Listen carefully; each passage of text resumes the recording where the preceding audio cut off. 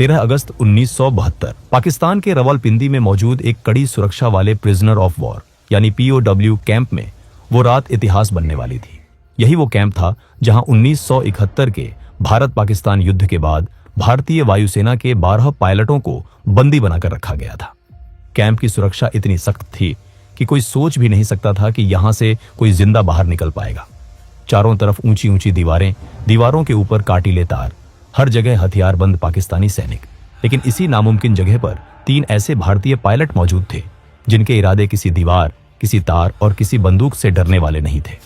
वो इस जेल से कुछ इस तरह भागे जिसे देख पाकिस्तानियों के होश उड़ गए। इस कहानी की शुरुआत होती है 3 दिसंबर 1971 से, जब भारत और पाकिस्तान के बीच जोरदार युद्ध चल रहा था। जमीन पर भारतीय सेना हर मोर्चे पर पाकिस्तान को पीछे धकेल रही थी, लेकिन आसमान में हालात उतने आसान नहीं थे। पाकिस्तान के जफरवाल शहर के पास बना एक ऊंचा वॉच टावर भारतीय वायुसेना के लिए बड़ी परेशानी बन चुका था।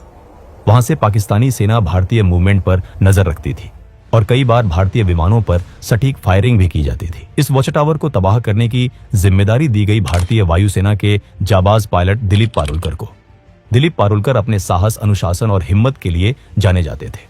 उन्हें पता था कि मिशन आसान नहीं है, लेकिन देश के लिए यह जोखिम उठाना जरूरी था। 10 दिसंबर 1971 को दिलीप पारुलकर अपने सुखोई 7 फाइटर जेट के साथ मिशन पर निकले। जैसे ही वो वॉच टावर के पास पहुंचे, पाकिस्तान की एंटी एयरक्राफ्ट गनों ने जबरदस्त फायरिंग शुरू कर दी। गोलियां सीधे उनके जेट की तरफ आ रही थी। कुछ ही पलों में उनका विमान बुरी तरह डैमेज हो गया। हालात बिगड़ते देख पारुलकर ने बिना समय गवाए इजेक्ट किया। उनकी जान तो बच गई, लेकिन किस्मत ने उन्हें दुश्मन की जमीन पर उतार दिया। जमीन पर उतरते वक्त पारुलकर पहले से घायल थे। दर्द से जूझते हुए वो खुद को संभाल ही रहे थे कि आसपास के पाकिस्तानी आम लोग वहां जमा होने लगे। भीड़ दुश्मन चिल्लाने लगी। देखते ही देखते लोगों ने उन्हें पीटना शुरू कर दिया। उनका सामान छीन लिया गया। चोट, थकान और मारपीट की वजह से पारुलकर वहीं बेहोश हो गए। अगर थोड़ी भी देर हो जाती तो शायद भीड़ उन्हें जान से मार देती, लेकिन तभी पाकिस्तानी सैनिक वहां पहुंच गए। सैनिकों ने भीड़ को हटाया और कहा, यह जिंदा हमारे ज्यादा काम का है। इस तरह दिलीप पारुलकर को मौत के मुंह से निकालकर हिरासत में ले लिया गया। जब पारुलकर को होश आया तो उन्होंने खुद को एक अंधेरी, तंग और सीलन भरी कोठरी में बंद पाया। सामने एक पाकिस्तानी अधिकारी खड़ा था। उसने कागज और पेंसिल उनकी तरफ बढ़ाए और कहा, आदमपुर एयरबेस का नक्शा बनाओ। आदमपुर एयरबेस भारतीय वायुसेना का एक बेहद अहम ठिकाना था। पारुलकर ने तुरंत मना कर दिया। इसके बाद शुरू हुआ टॉर्चर का सिलसिला। आखिरकार भारी दबाव में आकर पारुलकर ने नक्शा बना दिया। पाकिस्तानी अधिकारी बहुत खुश हुआ, लेकिन कुछ देर बाद वो गुस्से में वापस लौटा। असल में पारुलकर ने आदमपुर एयरबेस का नहीं, बल्कि मुंबई एयरपोर्ट का नक्शा बना दिया था। गुस्से में अधिकारी ने सजा सुना दी। पूरी रात कोठरी के एक कोने में खड़े रहना होगा। एक गार्ड को आदेश दिया गया कि अगर पारुलकर बैठे तो तुरंत गोली मार दी जाए। पूरी रात पारुलकर खड़े रहे। शरीर जवाब दे रहा था, लेकिन गार्ड को उन पर तरस आ गया। उसने धीरे से कहा, सुबह तक बैठ जाओ, अगर कोई आएगा तो मैं खास दूंगा, तब तुम खड़े हो जाना। इसके बाद कई रातें पारुलकर ने उसी अंधेरी कोठरी में बिताई। लगातार टॉर्चर हुआ, लेकिन उन्होंने अपने मुंह से कुछ नहीं निकाला। आखिरकार पाकिस्तानी अधिकारी भी थक गए और कुछ दिनों बाद उन्हें बाकी भारतीय बंदियों के साथ एक ही कैंप में डाल दिया गया। यही था रावलपिंडी का POW कैंप, जहां भारतीय वायुसेना के 12 पायलट कैद थे। यहां पारुलकर को पता चला कि बाकी साथियों के साथ भी ऐसा ही बर्ताव हुआ था। सबने दर्द सहा था, लेकिन किसी का हौसला नहीं टूटा था। इस कैंप के इंचार्ज थे उस्मान हामिद। वो भारतीय पायलटों के साथ सम्मान से पेश आते थे। हालांकि कई पाकिस्तानी अधिकारियों को ये बात बिल्कुल पसंद नहीं थी। उसी उस्मान हामिद ने भारतीय पायलटों को एक कैसेट प्लेयर और एक एटलस दिया। शायद उन्हें अंदाजा भी नहीं था कि ये छोटी सी मदद आगे चलकर कितनी बड़ी कहानी लिखेगी। 25 दिसंबर 1971 को कैंप में खबर पहुंची, ढाका में पाकिस्तान ने सरेंडर कर दिया है। भारत युद्ध जीत चुका है। 93,000 पाकिस्तानी सैनिक भारत की कायद में थे। कैंप में खुशी की लहर दौड़ गई। सबको लगा कि अब जल्द ही वो घर लौटेंगे, लेकिन दिलीप पारुलकर का मन कुछ और कह रहा था। उन्हें पता था कि कैदियों की अदला बदली में लंबा वक्त लग सकता है। उन्होंने साथियों से कहा, अगर हम यहां बैठे रहे तो शायद सालों लग जाए, क्यों ना हम खुद ही रास्ता निकालें। पहली बार किसी ने उनका साथ नहीं दिया, लेकिन पारुलकर हार मानने वाले नहीं थे। उनके दिमाग में एक बीज पड़ चुका था, आजादी का बीज, और यही बीज आने वाले महीनों में एक ऐसी योजना में बदलने वाला था जो रावलपिंडी की दीवारों को हिला देने वाली थी। 25 दिसंबर 1971 के बाद रावलपिंडी POW कैंप में एक अजीब सी खामोशी फैल गई थी। बाहर की दुनिया में जंग खत्म हो चुकी थी, लेकिन इन 12 भारतीय पायलटों के लिए लड़ाई अभी बाकी थी। सबको उम्मीद थी कि भारत और पाकिस्तान के बीच युद्धबंदियों की अदला बदली जल्द होगी, लेकिन दिन बीतते गए, हफ्ते गुजर गए। और कोई ठोस खबर नहीं आई। दिलीप पारुलकर को अंदर ही अंदर ये महसूस हो रहा था कि सरकारों की बातचीत में बहुत समय लग सकता है। उनका मन मानने को तैयार नहीं था कि वो बस इंतजार करते रहे। उनके लिए आजादी का मतलब था खुद के दम पर निकलना। शुरुआत में उन्होंने एक अलग योजना सोची। जब रात को टॉयलेट जाने के लिए एक सिपाही उनके साथ आता था, तब उसकी बंदूक छीनकर उसे ढाल बनाकर बाहर निकलने का प्लान बनाया गया। लेकिन ये रास्ता बहुत जोखिम भरा था। काफी सोच विचार के बाद पारुलकर ने यह प्लान खुद ही छोड़ दिया। समय बीतता गया, कई महीने गुजर चुके थे, लेकिन भारत सरकार की तरफ से कोई हलचल नहीं दिख रही थी। इसी दौरान कैंप में मायूसी बढ़ने लगी। तब पारुलकर ने एक बार फिर अपने साथियों से बात की। इस बार दो लोग आगे आए, MS ग्रेवाल और हरीश सिंह जी। तीनों ने तय किया कि अगर किस्मत ने मौका दिया है तो वो उसका इस्तेमाल जरूर करेंगे। अब शुरू हुआ असली प्लान। सबसे पहले उन्होंने कैंप के इंचार्ज उस्मान हदीद द्वारा दिए गए एटलस को ध्यान से पढ़ना शुरू किया। रात रात भर वो नक्शे देखते, रास्ते समझते और संभावनाएं तलाशते। प्लान साफ था, जेल से निकलने के बाद सीधे भारत पाकिस्तान बॉर्डर जाना बहुत खतरनाक था, क्योंकि युद्ध के बाद वहां सुरक्षा बेहद सख्त थी। इसलिए उन्होंने तय किया कि वो पहले अफगानिस्तान की तरफ जाएंगे और वहां से किसी तरह भारत पहुंचेंगे। अगला कदम था सही सेल चुनना। उन्हें ऐसा सेल चाहिए था जो कैंप की बाहरी दीवार के सबसे पास हो, जहां गार्ड कम आते जाते हों। काफी निरीक्षण के बाद उनकी नजर पड़ी सेल नंबर 4 पर, लेकिन उस सेल में शिफ्ट होना आसान नहीं था। यहीं पर पारुलकर की समझदारी काम आई। उनका व्यवहार गार्ड्स के साथ हमेशा ठीक रहा था। धीरे धीरे उनकी कुछ सिपाहियों से जान पहचान हो गई थी।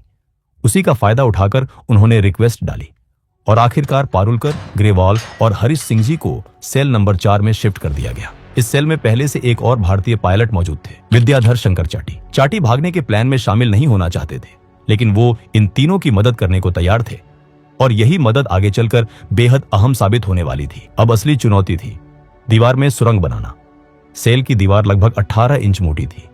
बिना किसी औजार के इसे तोड़ना नामुमकिन था, लेकिन किस्मत एक बार फिर उनके साथ थी। किसी तरह उन्होंने एक कैंची और एक स्क्रू ड्राइवर चुरा लिया।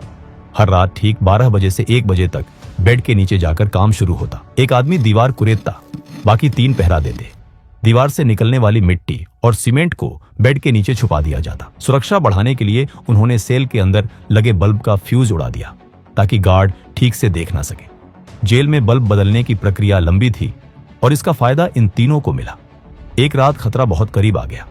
एक गार्ड ने बाहर से झांककर देखा और उसे लगा कि सेल में सिर्फ 3 पायलट हैं, जबकि उस वक्त हरीश सिंह जी बेड के नीचे थे। गार्ड ने आवाज लगाई, लेकिन तीनों ने सोने का नाटक किया। गार्ड भागकर इंचार्ज उस्मान हामिद को बुलाने गया। उसी पल सिंह जी चुपचाप बाहर निकले और लेट गए। जब उस्मान हामिद आए और चारों पायलटों को देखा तो उन्होंने गार्ड को ही डांट दिया। दिन बीतते गए, हफ्ते महीनों में बदल गए। दीवार की ईंटों से सीमेंट निकाला जाता, फिर ईंटों को वैसे ही वापस लगा दिया जाता। बाहर से देखने पर सब सामान्य लगता था। साथ ही उन्होंने भागने के बाद के लिए तैयारी शुरू कर दी। हर कैदी को हर महीने 57 रुपये मिलते थे। इन्हीं पैसों से तीनों ने ड्राई फ्रूट्स, कंडेंस्ड मिल्क और जरूरी सामान इकट्ठा किया। उन्हें पता था कि जेल से बाहर निकलने के बाद जिंदगी और भी कठिन होने वाली है। दिशा जानने के लिए उन्हें कंपास चाहिए था। उन्होंने कैसेट प्लेयर के मैग्नेट और कपड़े सिलने वाली सुई से जुगाड़ू कंपास बनाया। पारुलकर को घर से जो कपड़े मिले थे, उनसे जेल के टेलर को पैसे देकर तीनों के लिए पठानी सूट सिलवाए गए, ताकि बाहर निकलने के बाद वो आम लोगों में घुल मिल सके। धीरे धीरे दीवार का छेद इतना बड़ा हो गया कि एक इंसान उसमें से निकल सके। आखिरी परत, जो कि सिर्फ प्लास्टर था, उसे जानबूझकर छोड़ी गई, ताकि भागने वाली रात उसे आसानी से तोड़ा जा सके। 13 अगस्त 1972 की रात रावलपिंडी POW कैंप के ऊपर काले बादल छाए हुए थे। तेज हवा चल रही थी और थोड़ी ही देर में मूसलाधार बारिश शुरू हो गई। यही वो रात थी जिसका इंतजार दिलीप पारुलकर, MS ग्रेवाल और हरीश सिंह जी महीनों से कर रहे थे। तीनों ने अपने पठानी सूट पहने, ड्राई फ्रूट्स, कंडेंस्ड मिल्क, जुगाड़ से बना कंपास और थोड़े पैसे अपने पास रखे। जाने से पहले उन्होंने अपने साथी विद्याधर शंकर चाटी को गले लगाया।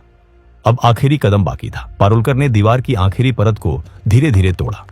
बारिश की वजह से आवाज बाहर तक नहीं गई। एक एक करके तीनों उस संकरे छेद से बाहर निकल आए। बाहर आकर उन्होंने देखा दीवार के पास ही एक पाकिस्तानी गार्ड चारपाई पर सो रहा था। तीनों सीधे दीवार की तरफ भागे। कुछ कपड़ों को बांधकर उन्होंने रस्सी बनाई, उसे ऊपर फेंका और दीवार के काटीले तारों के पार अटका दिया। पहले पारुलकर, फिर ग्रेवाल और आखिर में हरीश सिंह जी दीवार फांदकर दूसरी तरफ उतर गए। अब वो जेल से बाहर थे, लेकिन असली लड़ाई अब शुरू होने वाली थी। तीनों तेजी से भागते हुए बस स्टैंड पहुंचे। किस्मत उनके साथ थी।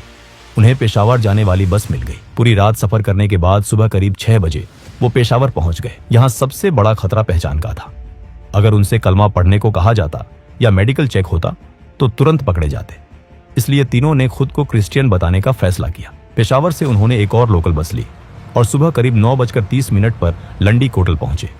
उधर सुबह 11 बजे रावलपिंडी के वॉर कैंप में अचानक हड़कंप मच चुका था। पाकिस्तानी गार्ड्स को पता चल गया था कि तीनों भारतीय पायलट भाग चुके हैं। जब गार्ड्स उनके सेल में पहुंचे और दीवार में बना वो बड़ा सा सुराख देखा तो कुछ पल के लिए सब सन्न रह गए। किसी को यकीन ही नहीं हो रहा था कि इतनी कड़ी सुरक्षा के बावजूद ये नामुमकिन काम हो गया। गार्ड्स गुस्से से तमतमा उठे। उन्हें लगा कि अगर सीनियर अफसरों को सच्चाई पता चली तो सजा उन्हीं को मिलेगी। इसी गुस्से और डर में उन्होंने सोचा कि विद्याधर शंकर चाटी, जिन्होंने इन तीनों की मदद की थी, उन्हें गोली मार दी जाए। फिर सीनियर्स को यह बताया जाए कि चाटी भी भागने की कोशिश कर रहे थे, इसलिए मजबूरी में उन्हें मारना पड़ा। लेकिन सीनियर अफसरों को जल्दी ही साफ जानकारी मिल गई कि असल में कितने कैदी भागे हैं। इसी वजह से गार्ड्स चाटी को मारने की हिम्मत नहीं कर पाए। उधर जेल से दूर निकल चुके तीनों पायलटों के सामने अगली सबसे बड़ी चुनौती खड़ी थी। अब उन्हें अफगानिस्तान में दाखिल होने के लिए तोरखम बॉर्डर पार करना था, जो वहां से सिर्फ 5 किलोमीटर दूर था। दूरी कम थी, लेकिन सबसे बड़ी समस्या यह थी कि उन्हें रास्ता बिल्कुल नहीं पता था। उन्होंने अपने पास मौजूद एटलस में देखा कि तोरखम बॉर्डर के पास एक जगह दिखाई गई थी, लंडी खाना रेलवे स्टेशन। नक्शे के हिसाब से अगर वो वहां पहुंच जाते तो वहीं से होते हुए तोरखम बॉर्डर जाना आसान हो सकता था। लेकिन उन्हें यह नहीं पता था कि यह नक्शा बहुत पुराना था और लंडी खाना रेलवे स्टेशन 1932 में ही बंद हो चुका था। तीनों एक चाय की टपरी पर पहुंचे और वहां खड़े एक आदमी से पूछा, लंडी खाना कैसे जाए? ये सुनते ही आसपास के लोग उन्हें घूरने लगे। तभी एक आदमी आगे आया और सख्त लहजे में पूछा, तुम कौन हो, कहां से आ रहे हो और कहां जा रहे हो? पारुलकर ने जवाब दिया, हम पाकिस्तान एयरफोर्स के अफसर हैं, छुट्टी पर हैं और घूमने जा रहे हैं। दुर्भाग्य से वो आदमी तहसीलदार का क्लर्क था। उसे शक हो गया। उसने कहा, यहाँ इस नाम की कोई जगह नहीं है। भीड़ बढ़ने लगी।